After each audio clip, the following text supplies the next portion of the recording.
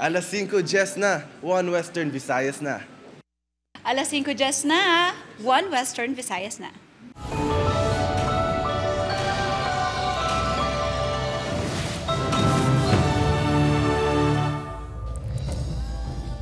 Mga balita ang atong tutukan sa mga Martes.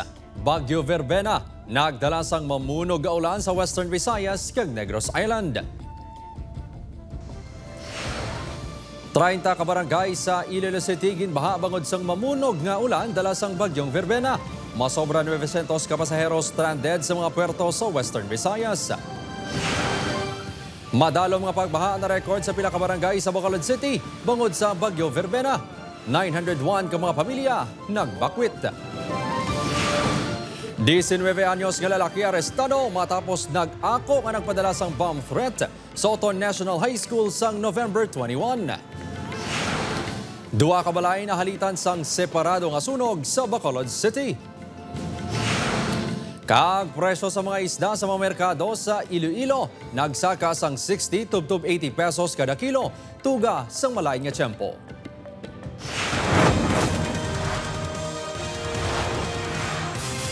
Ini ang GMA Regional TV, 1 Western Visayas.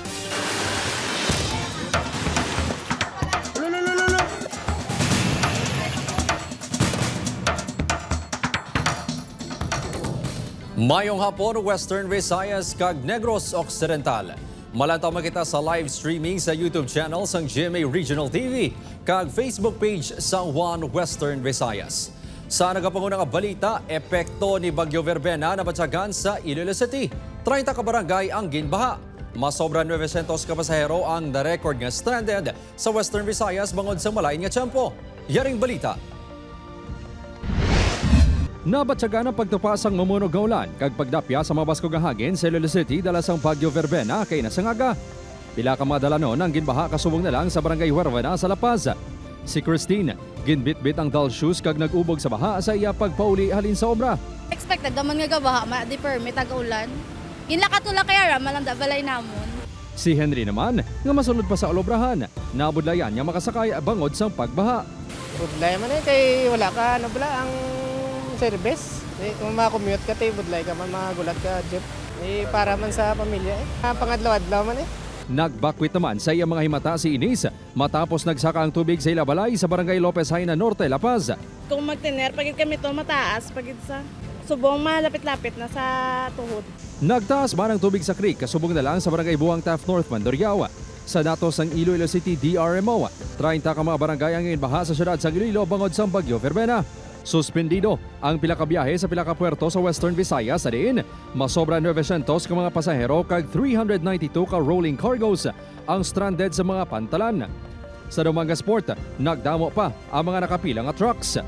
Samtang apisar nga napaidalom sa Tropical Cyclone Wind Signal No. 1 ang Iloilo City, wala sang kanselasyon sa biyahe sa fiberglass boats sa Parola Wharf subong adlaw. So kung may pugada sir, immediately temporarily stoppage na gid ang mga biyahe kag based on our observation pag medyo clear naman na ang tsimpo sa dira nga area so gina-resume naman naton kadayon. Wala pa sang datos ang RDRMC6 sa epekto sa Bagyo Verbena sa rehiyon. Padayon lang ang monitoring sa ahensya. Right now, naka-standby man ang mga logistics natin, particularly on the transport ng mga vehicles natin. There's a need nga mag-transport sa mga family food packs in case nga may mga affected population na kita. Sunod sa Pag-asa, 8:50 kay nasangaga sang naglandfall ang Bagyo Verbena sa Miagao, Iloilo. Lauman sa gihapon ang maulanon nga tiyempo, tubtubwas sa hapon. May ara kid nga heavy rainfall activity kita ma-experience. Expect naton may ara gyapon nga pagagalaw ng kalangitan, pagtupas ang ulan, and then possible magyapon ang mga pagbadlos sang hangin naton. Once nga nagatapak na ini sa aton nga kadagatan, traveling towards Palawan up until nga magtabok naman siya sa Palawan, possible nga ma-reach niya ang isa ka tropical storm category. Upod Carmel Porquia, Kim Salinas. 1 Western Visayas. Masobra 900 ka mga pamilya nagbakwit bangod sa pagbaha sa Bacolod City. Pila ka mga motorista na stranded sa tuman kataas nga tuwig baha. Si Eileen Pedreso nakatutok live sa barangay Mandalagan, Bacolod City. Lin.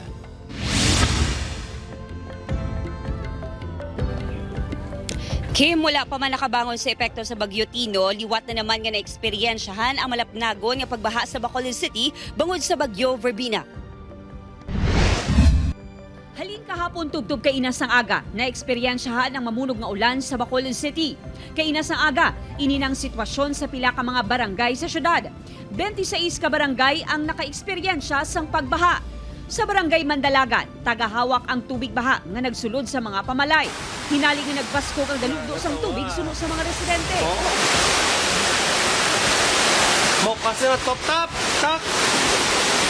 Sa barangay 39, nagsaka sa babaw sang atop ang pila ka mga residente samtang nagahulat sang rescue. Nalabot man sang tubig baha ang pila ka mga balay sa barangay 40. Wala sang may nasalbar nga gamit ang residente nga si Mara matapos na anod sang baha ang ilabalay. Masakit eh. Bisan isa, wala kami may na hawas, kitinan balay namon. Nang bayo, gamit, lamisa, bangko, electric fan, tanan-tanan, wala, bilin bisan isa. Gilayon nga nagpatigayon sang rescue operations ang LGU kaupo ng BFP. Ang mga taga-barangay Singkang Airport sa simbahan ng anay temporaryo nga nagtiner. Tiyan ka panghalaan. Sakit pa ako mga tiil, din ko tindog. Halin sa balagay na, wala ka pamahaw kabataan. Wala pa kami kaaway, wala kami kitiga. Siyempre, kasubo, way pagani nag-abot ang ayuda. Santino, lain naman nga bagyo ang nag-abot. Sa uli nga datos ng Bacolod City RRMO, masobran 900 ka mga pamilya ang nagbakwit. Samtang may pila ka bahin sa syudad na nga hindi maagyan. Ang pila ka mga motorista, stranded, bangod sa mataas nga tubig baha. Nagpatigayon man sa preemptive evacuation sa pila ka lugar sa Negros Occidental, kasubong na lang sa Hinigaran. Ginpang rescue naman sang Moises Padilla MDRRMO ang pila ka mga residente sa flood-prone areas.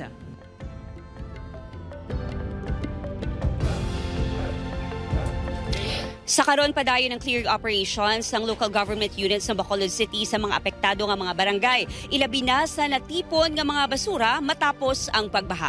Balik sa imo, Kim. Maraming salamat, Aileen Pedreso.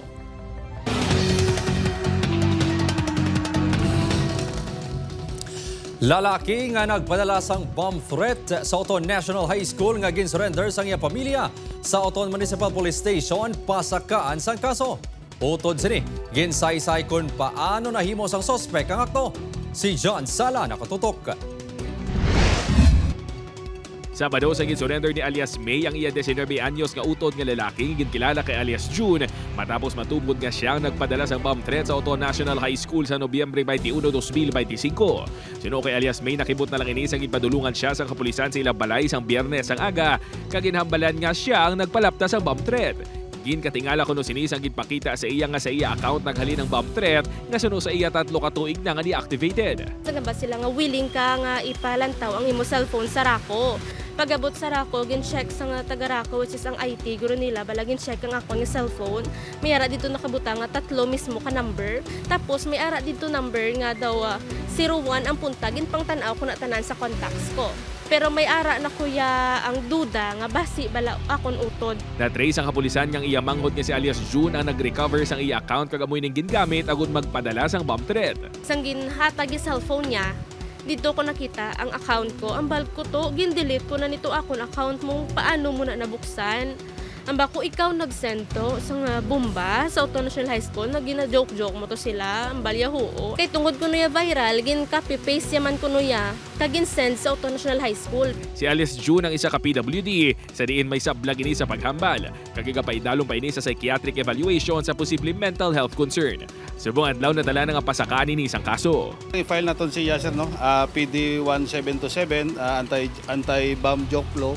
And then in relation to Republic Act number 10075, the Cybercrime Prevention Act of 2012, sir.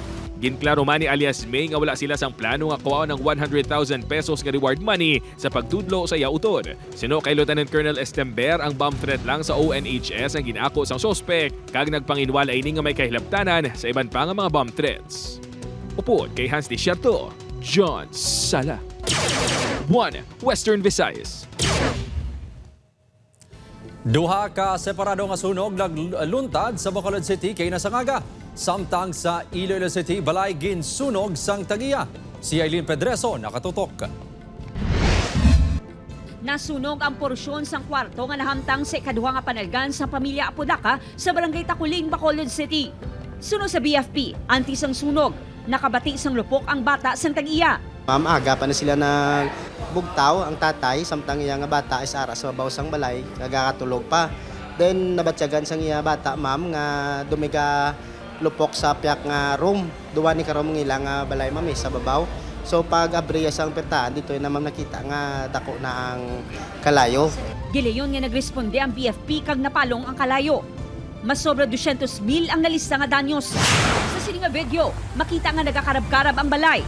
Kuha ini sa isa ka motorista nga naglabay sa barangay Mandalagan, Bacolod City. Sunod sa BFP, madasing nga naglapta ang kalayo sa balay bangod sa mamadlos nga hangin. Nasunog ang porsyon sang ikaduha nga padalgan sang balay. Nag-umpisa na siya, ma'am, sa ceiling nga portion. Bali, tunga-tunga space between flooring sang attic, kay may attic ilang balay, kagang sa ceiling sa second floor. At ito na yung nakita namon ang ilang electrical assembly, ma'am, nga konekta sa ilang outlet, then sa ilang switch sang ilang mga suga. Nagbilin sa mas sobra 1 million pesos na danyos ang sunog. Sa Iloilo City, nasunog ang porsyon sa isa ka balay sa barangay Tansa, Baybay. Ang nagsunog, mismo tag-iya sang balay nga si alias Philip. Sunod sa iya mga himata, pila ka adlaw na ini nga wala sang tulog kag posible may problema sa pamilya, rason nga ginsunog niya ang pila ka mga gamit. Gilayon nga napalong ang kalayo sa pagresponde sa mga bombero. Sabi namon na yan, kagali, dalay, tokda niya da sa baba. Apat ka da, wasa tulog. Amo na sa maoy, nasaw ka balik-balik. Wala pa naghatag sang payag ang BFP. Nagapadayon pa ang investigasyon. Preso na sa Police Station 7 ang sospek. Upod kay Reynald Gasillo, Aileen Pedreso. 1 Western Visayas.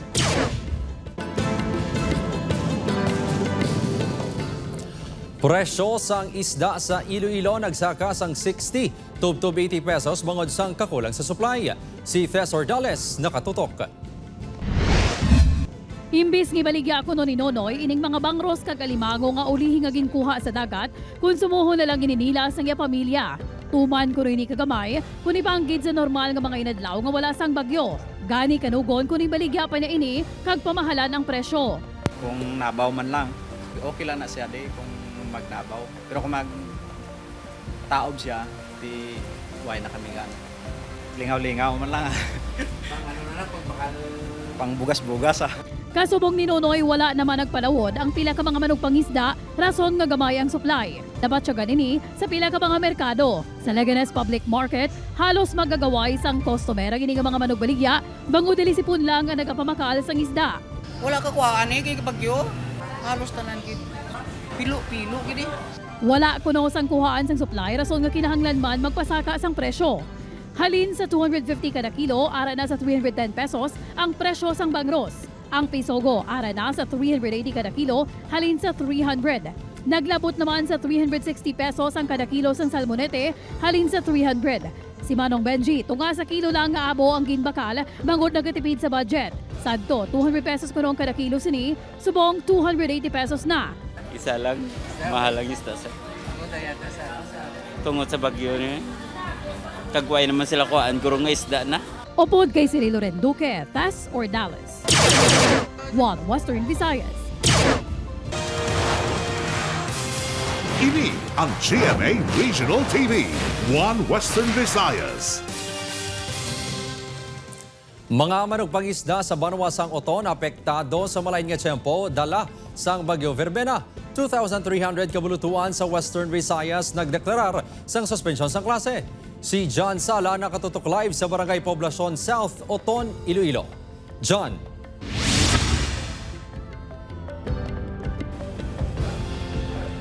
Kim, padayon nga naka-alerto kag nagaligmat ang mga residente sa mga coastal area sa probinsya sa Iloilo, partikular na diri sa Banwa sang Oton sa posible nga halit sa gihapon nga dala sang malain nga tiyempo.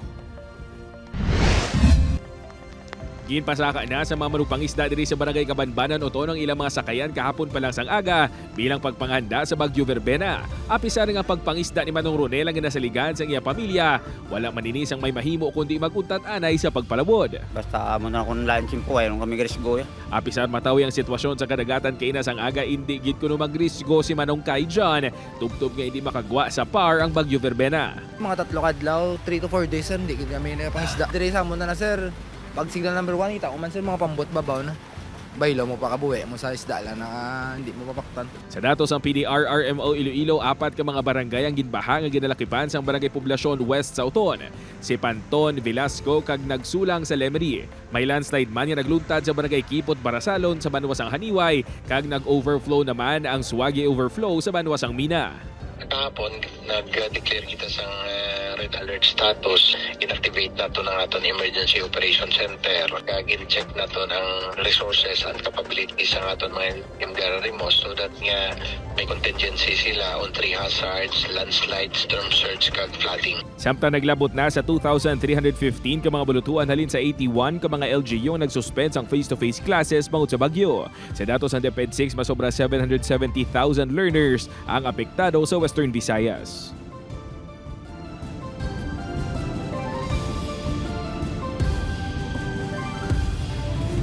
Kim, aton subong makitaan ang pila ka mga manugpangisda nga ginasecure ang ilang mga sakayan diri malapit no sa coastal areas sang Banwasang Oton. Subong man ang pila ka mga residente nga ginasecure ang ilang mga pamalay bangod sa ginalauman nga mabaskog sa gihapon nga ulan kag hangin dala sang bagyo. Kim? Madamo gid nga salamat, John Sala. Temporaryo nga hindi malabayan kay nasang aga ang isa ka lane sang dalan sa Rojas Avenue sa poblasyon Kalibo, Aklan matapos nga matumba ang pila ka mga dekorasyon sang Ati-Atian Festival bangod sang mabaskog nga hangin. Suno sa otoridad, nakibot ang mga residente sang gulpiyada nga nagkalatumba ang mga dekorasyon bangod sa mamadlos nga hangin. Isa ka naglabay nga salakyan ang natumbahan sang dekorasyon. Giliyon man nga ginpahigad anay ang mga dekorasyon antes ginkuha sa lugar agod ma-repair.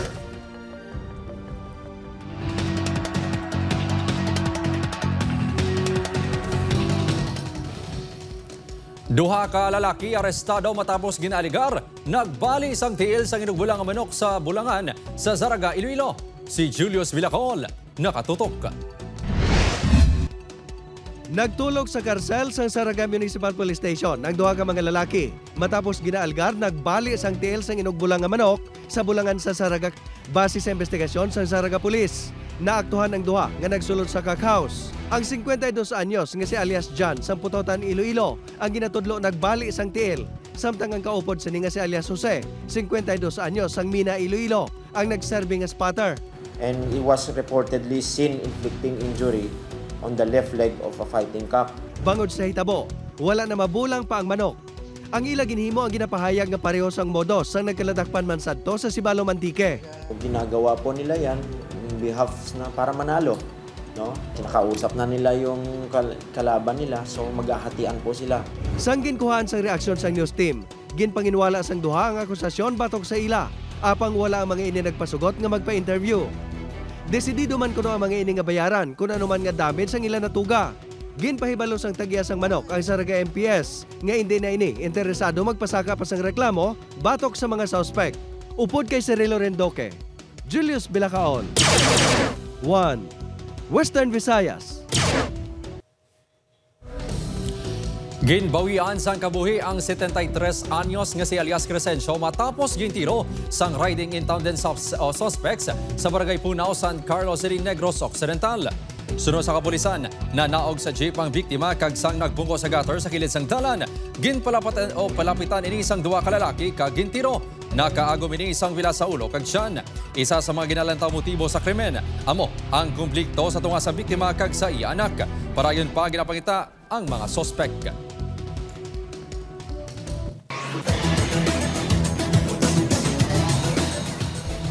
Filipino-inspired jersey ng obra sa isa ka Pinoy, bida sa Phoenix, Arizona. Si Tess Ordales, nakatutok. Kabahin sang selebrasyon sa nakalain-lain nga kultura sa NBA ang tuigan ng Filipino Heritage Night sa nakalain-lain nga US States. This year, extra special ang celebration sa Phoenix, Arizona. Magunang kada ticket buyer may mabaton nga Filipino-inspired jersey kagang nagdisenyo isa man ka Pinoy. Meet Joven Bautista nga mas kilala as Gori. Lumaki ako sa Abalos, sa Valenzuela, sa BBB Marulas. Siguro 7 years old ako, nahilig ako sa basketball. Tapos nahilig din ako sa anime, yung Slam Dunk na anime. Actually, yung pangalan kong Gori, doon siya galing.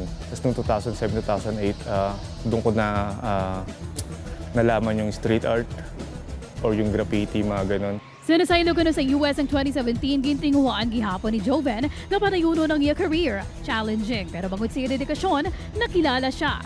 Bangod siya street art na may signature nga gorilla design, nakita sang Phoenix Suns ang iya mga obra. Noong una, hindi pa ako naniniwala eh. Kasi sa Instagram na lang ako minessage nung mismong parang manager nila, ganun. Kala ko scam pa eh. Tapos parang chinek-check ko na yun legit pala. Kakolab ang NBA team, kinabalikan ang iya designs sa merch stores ng Phoenix Suns. So meron ditong Rizal, Magellan Cross, Lapu-Lapu, meron din dito yung jeepney. Tapos siyempre nilagay ko din dito yung Philippine map. Tapos instead na 3 stars and a sun, nilagay ko 3 stars and the suns. Isa man kuno ka pinasahinga tsansa nga ang pareho nga Phoenix Suns kung San Antonio Spurs, may players nga may dugo nga mga Pinoy. Si Jalen Green para sa Suns, kag si Dylan Harper naman para sa Spurs. Tess or Dallas? One Western Visayas.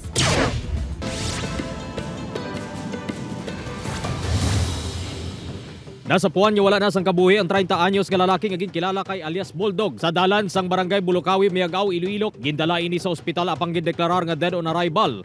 Sa investigasyon sa Miagao Police, natukiban niya may 3 kapila sa pagkatiro ang biktima. 2 ang igo sa magtimbang siri nga baga, kag isa sa nawala nga paa. Hindi pa matumod ang pusil nga gingamit sa pagpangluthang. Wala pa sang matumod nga mga motibo kag sospek ang kapulisan. Apang sa pagpangusisa, ginapahiyag nga ang biktima ang masami nga nagapanggabo sa ila barangay. Dako pang high-value individual nga ginkilala kay alias Nengneng kag ang live-in partner sini nga si alias Bell sa ginkasa nga drug buy-bust operation sa barangay Miraga, Gibuangan, Santa Barbara, Iloilo. Nakuha sa duwang inabalubanta 115 gramos ang suspected shabu nga nagabalor sang 782,000 pesos. Suno sa otoridad, nagalin sa mga residente sa barangay ang impormasyon angot sa iligal nga aktibidad sang duwa.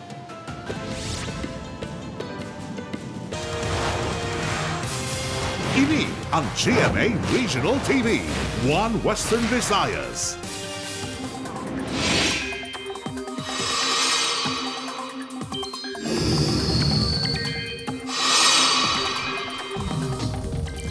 Mga kapuso, nakatabok na sa Visayas ang Bagyo Verbena kag sunod nga magalawayan ang Cuyo Island.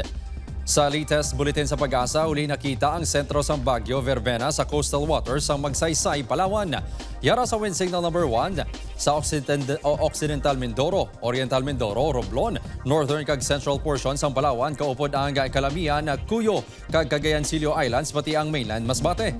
Signal number 1 sa Antique, Aklan, Capiz, Iloilo, Guimaras kag western portions ng Negros Occidental. Sa latest tracks ng Pag-asa, hinalauman nga magalabay ang Bagyo Verbena sa Cuyo Island, bag-o maglandfall sa northern portions ng Palawan sa gabi. Sa datos ng Metro Weather, may tsansa sa pagulan sa Capiz, Aklan, Antique, Iloilo, Guimaras kag Negros Island region.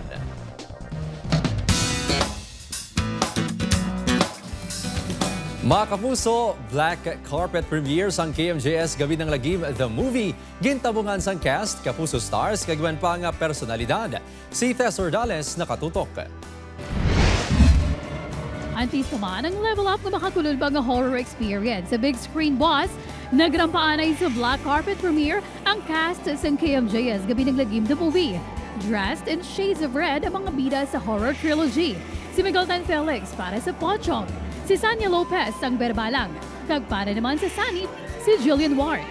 Spotted man sa premiere ang pila ka cast members kasubong na Rocco Nasino, John Lucas, Nikki Ko, Ashley Ortega, Arasan Agustin kag veteran stars Eva Darren, Locktot De Leon kag MP Quizon. Kag syempre, araman ang award-winning kapuso broadcast journalist nga si Jessica Soho. Napaka-intense. Parang, wow, nakagawa kami ng ganito. Hindi ako makapaniwala, nakaka-proud. Kasi yung storya ang solid eh. Tapos yung mga effects at saka yung storytelling, wow talaga. Manood ho sana kayo. Kasi talagang nagawa namin to. More than po kasi nakakatakot po siya. Kung mapapansin niyo po, meron po siyang mga underlying messages. Sa Sanib naman po, it talks about how important taking care of your mental health is.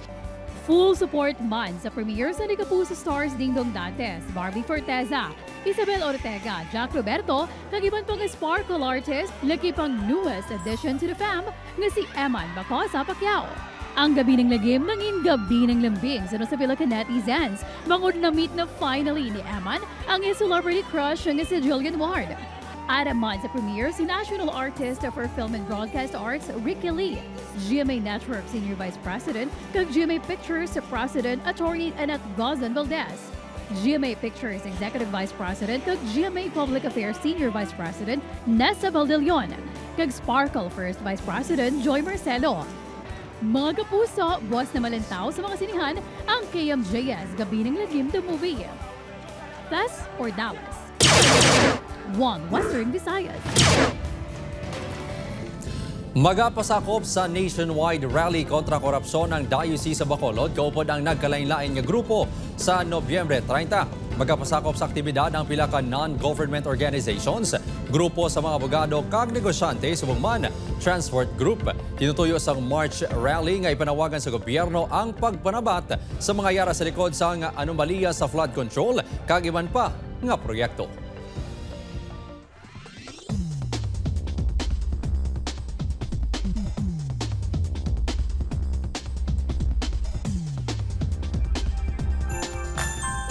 Mga kapuso, 30 days na lang, Pasko na. Sa ato mga kapuso diri sa Western Visayas kag Negros Occidental, subong man sa ato mga kapuso abroad, madamo gid nga salamat sa pagtutok. Mag-isa kita kag hibaluon ang mga balita tungod local news matters. Ako si Kim Salinas, ini ang One Western Visayas. Bugos nga pwersa para sa mas dakong amisyon kag mas masangkad nga pagserbisyo sa pungsod.